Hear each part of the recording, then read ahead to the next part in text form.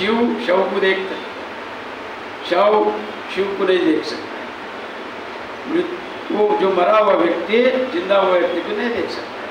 तो जिंदा व्यक्ति, जीवित व्यक्ति मरा हुआ व्यक्ति को देख सकता है, शिव शव को देख सकता है, शव शिव को नहीं देख सकता। अभी शिव शिव को नहीं देख सकता। तो कैसा? सर्वज्ञ कभी पर देखा, ब्रह्म बनने के बाद दूसरा ब्रह्म को देखने का नहीं, जानना है तुम ब्रह्म है। अगर तुम बोलेगा मैं दूसरा ब्रह्म को देख रहे, द्वैत हो गया, फिर दो ब्रह्म हैं, देखने वाला दिखने वाला, तो दो नहीं रहने का, एक ही बन जाने, उसका नाम है सर्वज्ञ। और ये सूत्र बहुत बड़ा है, इस सूत्र को अगर जान लिया सर्वज्ञ में,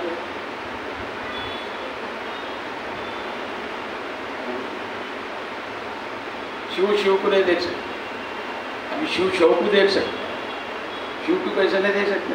दूसरा कोई है तो देखेंगे ना, जो वही है अगर उसको वो देख रहे हैं तो दो हो गया, उसको कैसे देखेंगे? वो सबको देख, सबको जानेगा। तो इसका नाम है सर्वज्ञ।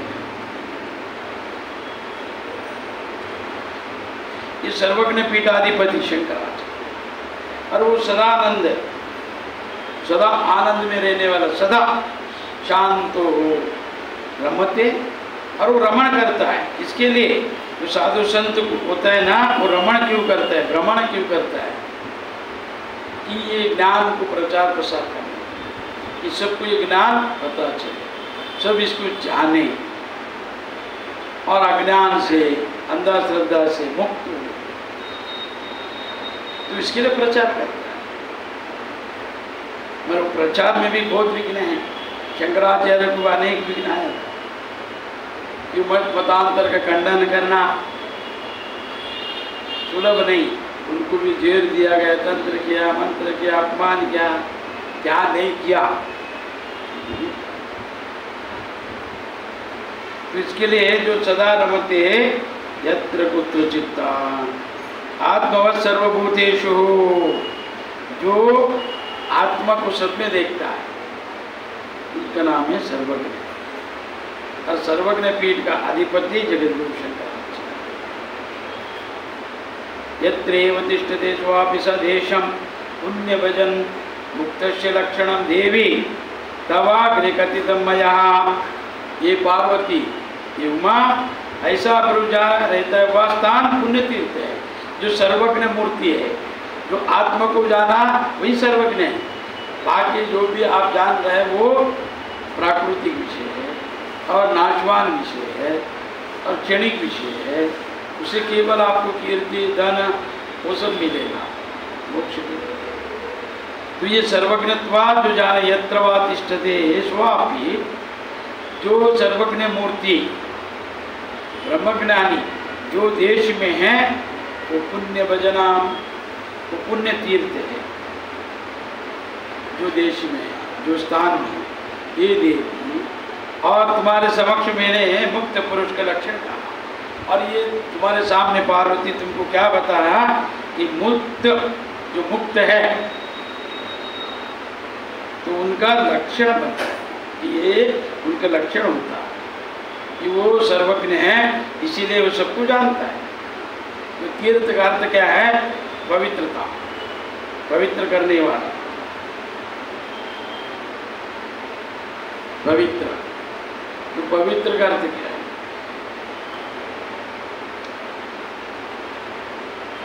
मन वासना से मलिन होता है, वो प्रपंच दिखाई देता। मन और स्पष्ट हो गया, निर्मल हो गया, तो ईश्वर दिखाई देता। तो मन को स्पष्ट, शुद्ध, मलिन रहित करना, उसका नाम है पवित्रता। ये कभी पवित्र होता नहीं। देह को स्नान करो तो शुद्ध रहेगा, पसीने नहीं छूटेगा, फिर वो चंचल नहीं होता। तो देह शुद्धि स्नान से होता है। तो मन शुद्धि ध्यान से, उससे करना चाहिए मन शुद्धि। एक काशी में जाकर स्नान किया, इसमें गंगा, तो गंगा में स्नान करने से अगर वो पवित्र होता तो उसमें रहने वाला मछली नित्य पवित्र रहना चाहिए। अभी कोई स्नान नहीं करते होता तो अपन गए नहीं जा सकते, तो वहां के पानी लाकर उनके ऊपर डालते हैं। तो तीर्थ का अर्थ क्या है? जैसे जल देह को शुद्धि करता है, वैसे ध्यान, नाम स्मरण और गुरु का जो स्मरण है तो मन अंतकरण को शुद्धि करता है। ऐसा शुद्ध अंतकरण वाला जहाँ पर रहता है वही तीर्थ है पार्वती, कि वो मुक्त है, नित्य मुक्त है, नित्य बुद्ध, नित्य मुक्त, नित्य सदा। तो उसके समक्ष ये लक्षण आपको पता है तीर्थ। तो तीर्थों में अनेक अवतारियों का जन्म होता है। तीर्थों में जो तीर्थ स्नान है वहाँ पर अनेक अवतारियों का, और वो तीर्थ में साधु संत जाकर स्नान करना, ये गंगा स्नान क्यों करना चाहिए? तो प्रयागराज में 3 नदी का संगम, तो 3 नदी त्रिवेणी बोला जाता है। त्रिवेणी, 2 ऊपर 1 नीचे, गुप्त है। त्रिवेणी का अर्थ क्या है? जो जड़ा बांधते हैं ना माता लोग, तो उसमें 3 रहते हैं, दिखाई देते 2, ऐसा त्रिवेणी, तो 2 दिखता है और अंदर से गुप्त 1 नदी है, उसके लिए उसका नाम है त्रिवेणी। तो वो संगम अपरूप है। वो 3 का संगम जहाँ पर होता है उसको प्रयागराज में, तो वहाँ पर जाकर स्नान करने से, और वहाँ पर अमृत बिंद गिरा है, वो मूर्ति में स्नान करने से करोड़ों जन्म का पाप चला जाता है और करोड़ों जन्म का पुण्य मिलता है। और विशेष करके जितना सांप्रदाय, जितना मत है, जितना आप नहीं देखा नहीं सुना, उस साधु संतों को वहाँ पर देख सकते हैं, सुन सकते हैं, दर्शन कर सकता है, और उन सबका स्पर्श नदी को होता है, फिर वो नदी पवित्र होता है। इसके लिए उसमें स्नान करना और मूर्ति में करना चाहिए। तो ये तो तीर्थ मुक्त लक्षणम देवी तवाग्रे कथितम मया। तो आपको मैंने मुक्त पुरुषों का लक्षण बताया पार्वती। इत्यादीतम निगमः षडंग आगमा प्रिये अध्यात्म दीन शास्त्राणि ज्ञानम नस्ति गुरु विनः।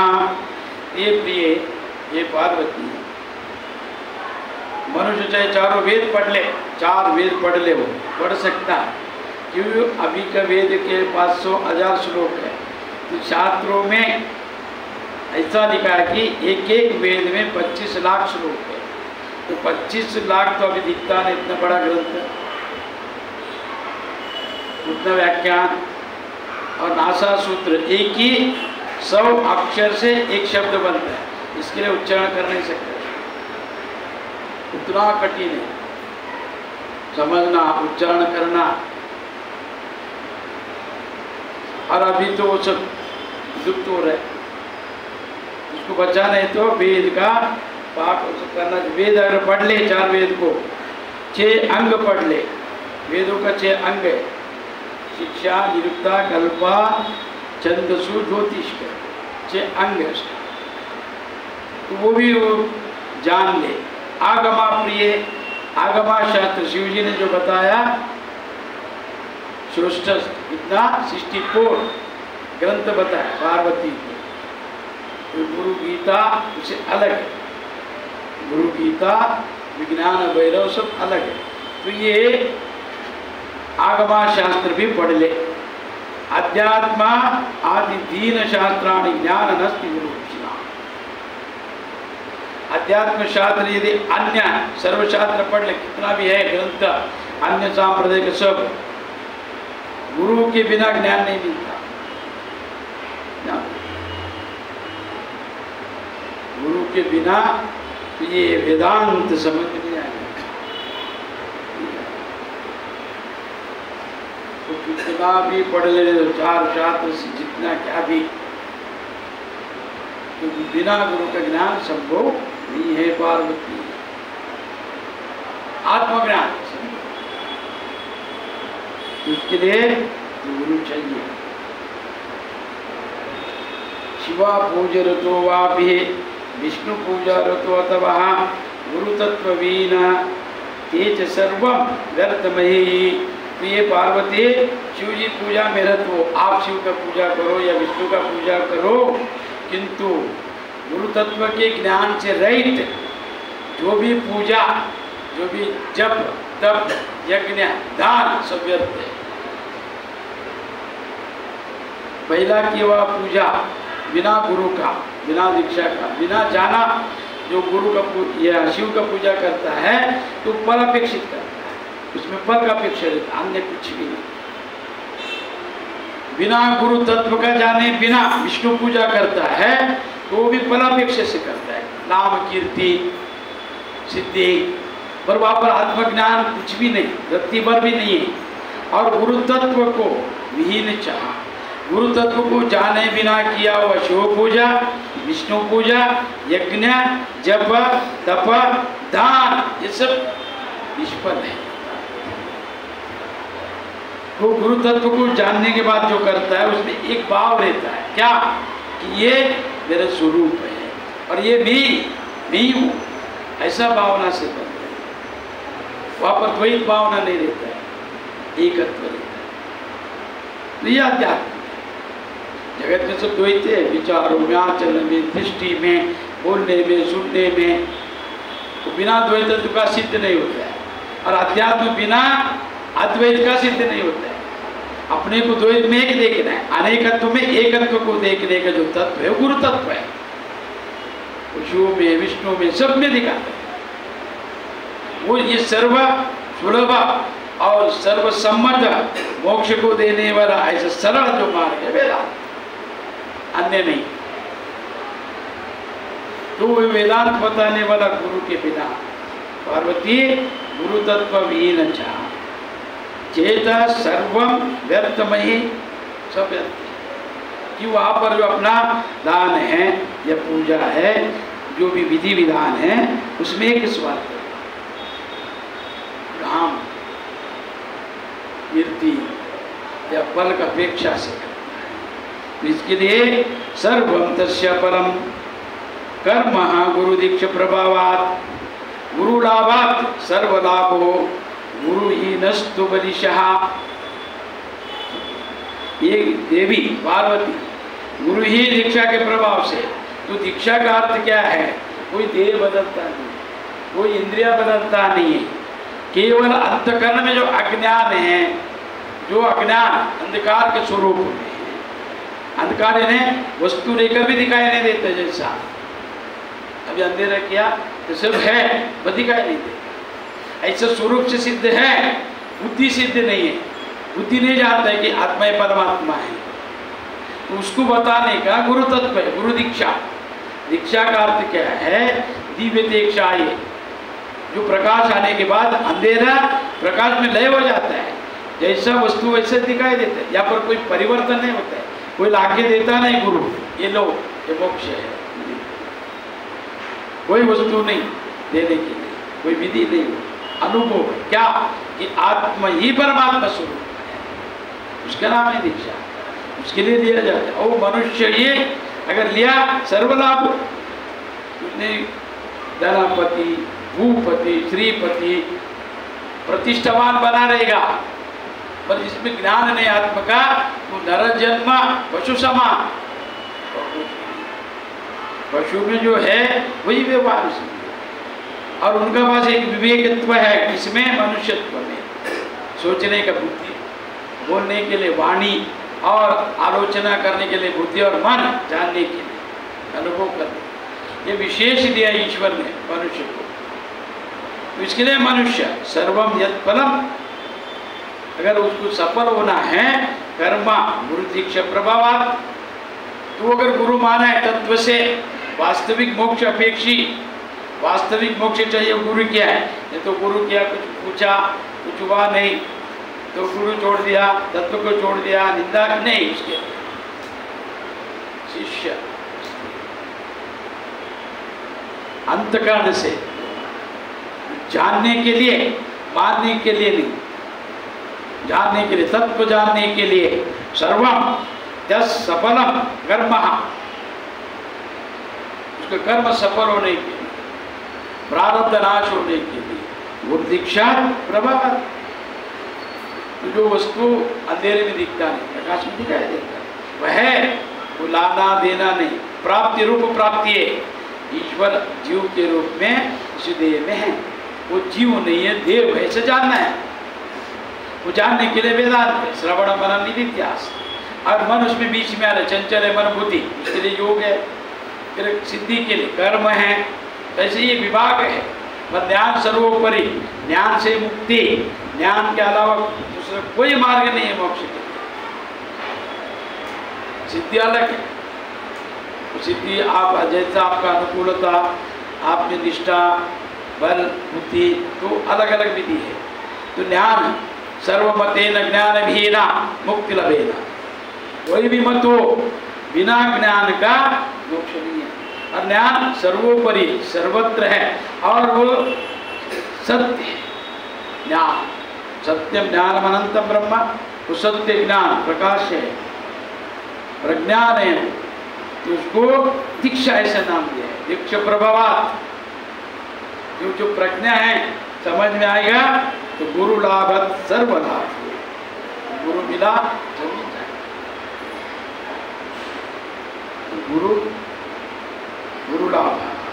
गुरु ये नस्तु मनीषः। अगर ये पार्वती सब कर्म सफल होना है तो ध्यान करना है। दीक्षा लिया खेल नहीं है। फिर उसमें क्या होगा, मन को दोष, प्रारब्ध में हलचल और कर्म का दोष, विघ्न, इस सब बात पर उसके लिए सब नहीं बनने का पार्वती गुरुदेवी संप्राप्ति है, और वो लाभ है, सर्व लाभ, इतना लाभ है, वो सब लाभ है। गुरु ही नस्तु बलिशः, तो जिसको गुरु ने वो यहाँ पर मूर्ख बोला है। तो गुरु एक ज्ञान, एक तत्व, रूप नहीं, गुण नहीं। ये बार बार बोल रहा हूँ मैं, गुरु कोई जाति नहीं, गुरु कोई नाम नहीं, रूप नहीं, व्यक्ति नहीं, कौन है? प्रकाश। गुरु यानी ज्ञान। उसको रूप में, व्यक्ति में, गुण में नहीं देखना चाहिए। दिखेगा ना तत्व। सोने को देखना है तो आभरण का जो स्वरूप है आपको उसको विस्मय करना पड़ेगा, मूलतः तत्व से जानने के लिए। मूल तत्व क्या है? गड़े में मिट्टी है, फिर गड़ा देगा तो मिट्टी नहीं दिखेगा, मिट्टी गड़ा बन गया है, उसी का रूप है, उसमें कोई रूप नहीं है, इसमें मिट्टी थी। तो गड़े ने रूप लिया है, मिट्टी ने रूप लिया गड़े का, तो स्वर्ण ने आभरण का रूप लिया है, तो स्वर्ण है आभरण में। तो आप मूल तत्व को जाने तो आभरण का विस्मय। ये नाम और रूप क्रिया मिथ्य है, उसमें जो तत्व है सत्य है। ऐसा ही नाम रूप क्रिया, ये देय, ये जीव रूपत्व, ये मिथ्य है। इसमें जो आत्मा रूप से बसा हुआ परमात्मा सत्य है। ऐसा जो जानेगा उसको मुक्ति है। गुरु ये नस्पंशः, तो वो धनापति, गुणापति, रूपपति अनेक उसके बाद रहेगा। मतलब जब तक आत्मज्ञान नहीं तो पशु समान और मूर्ख बोला है शास्त्रों में। तो इसके लिए देवी पार्वती है।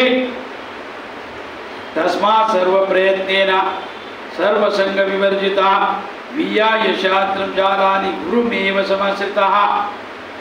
तो ये इसीलिए सब प्रकार के प्रयत्न से कुछ भी प्रयत्न करके अनासक्त, आसक्ति अनासक्त, आसक्ति न पकड़ना, अनासक्त भाव से, कोई लोभ नहीं, कोई कामना नहीं, कोई आकांक्षा नहीं, ऐसा भावना रखकर शास्त्र का ये माया जाल जो शास्त्र, शास्त्र तो महारण्य है। शास्त्र शब्द जालम समझ में आएगा नहीं। वेद का सिद्धांत, उपनिषदों का, शास्त्रों का अलग, आगम का अलग, षडंग का अलग, प्रत्येक मत का अलग अलग है, जिसको जानते। तो इसके लिए शास्त्र माया जाल में नहीं बचते हुए केवल जो गुरु करके महावाक्य का श्रवण मनन निधिध्यास करता है, उनको शरण लेता है। शरण ने अपना जो बंधन है, हृदय ग्रंथि में जो गांठ है, उसको निकालने का प्रयत्न जो करता है वो श्रेष्ठ है। पार्वती ऐसे बोला है। गुरुहीनो गुरु त्याजो मिथ्यवादी विडंबका स्वाविश्रांति न जानन्ति परशांति करोति किम।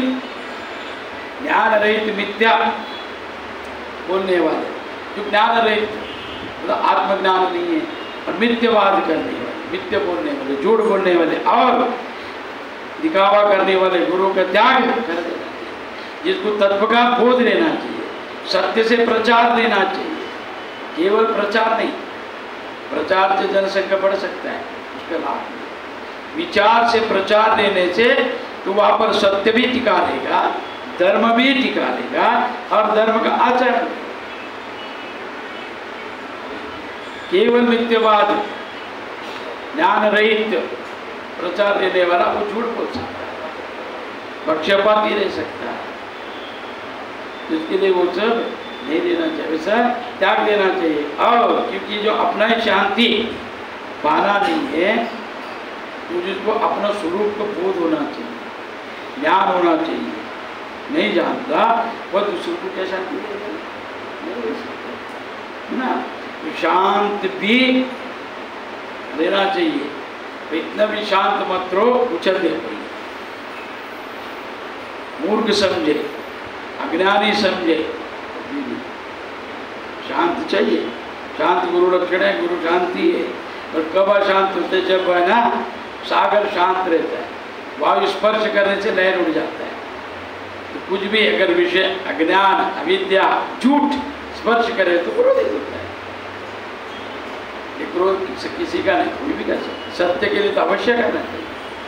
परशुराम ने नहीं किया, ब्राह्मण सकल शास्त्र वेता, तो क्षत्रियों ने उनका धर्म किया तो उन्होंने उनको ये किया, युद्ध किया। उन्होंने बोला हम एक वन में रहने वाला, तपस्या करने वाला, कंदमूल खाने वाला आपके पास आया नहीं था, आप राजा लेकर रक्षणा करने के छोड़कर हमारा आश्रम को, गाय को, माँ बाप को मारा, ये राजपाट नहीं। तो इसके लिए उन्होंने अस्त्र लेकर सबका खंडन किया। 21 बार क्षत्रियों को मारा। एक ब्राह्मण, शिव के परम शिष्य, जमदग्नि ऋषि का बेटा, ज्ञानी नहीं है, अज्ञानी है, ये नहीं करता तो राजा 2 बार उनका माता पिता को मारा। ऋषि मुनियों का घर तोड़ा था, कर्तवीर अर्जुन, बाहुबली, सहस्त्रवीर उनका नाम है, सहस्त्रवीर अर्जुना। तो उन्होंने जो अत्याचार किया, क्यों करने का?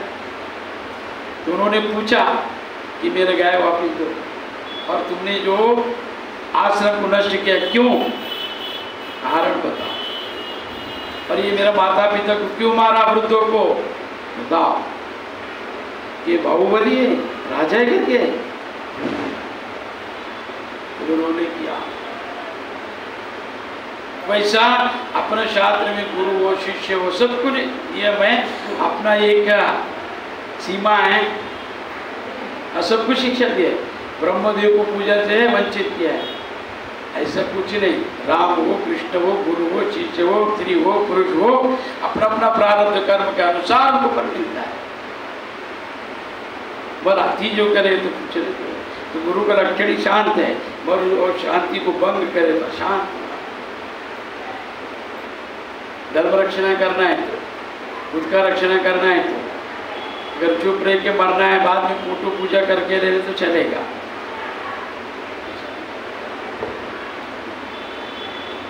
जो जीवित गुरु से व्यवहार नहीं रह सकता है शिष्य, जीवित गुरु का सेवा करना है ना, अग्नि से खेलना, उनको जानना, उनके तत्व को उनको मानना संभव नहीं है।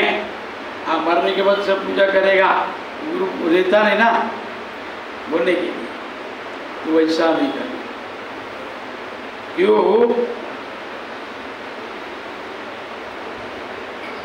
कि जब माता पिता रहते हैं उनकी सेवा करो, सबना कर्तव्य करो, उनका पालन पोषण करो, उनकी कोई रीति दिया ना दिया, कुछ किया नहीं किया, अपना कर्तव्य है। तो वृद्ध में उनको दे बाहर फेंक दिया, हमारे घर फोटो लगा कि पूजा किया, पुण्यतिथि किया, क्या लाभ है? कि तभी बोलने को नहीं आते थे। तो आप जब जीवित थे उसको भोजन नहीं दिया, फोटो को खिलाया, ये क्या लाभ है? फोटो तो खाएगा नहीं, उसको मालूम है खाने वाला नहीं। मांगने गुरु है जीवित, अगर वो मांगा कुछ वस्त्र भी बुरा लगता है, पर मूर्ति को सोना चांदी सब देगा, क्यों देगा? लोगों में क्या है कि कुछ खाने का नहीं, जो बांटेगा सन्यासी तो बांटता ही, क्या खाता है? तो इसके लिए ये पार्वती गुरु गुरु त्याजो मित्यवादी विडंबका स्वामी विश्रांति न जानंती पर शांति करोति। तो जो अपना हृदय में शांति पाएगा तो दूसरी की शांति। तो शीलयम किम परम ज्ञानम शील संगा तत्परणे स्वयं तुर्तुरो जानंती परम विस्तारे न गतम। तो ये सब कल। जय जय गुरुमंगलम पार्वती पति स्वरा।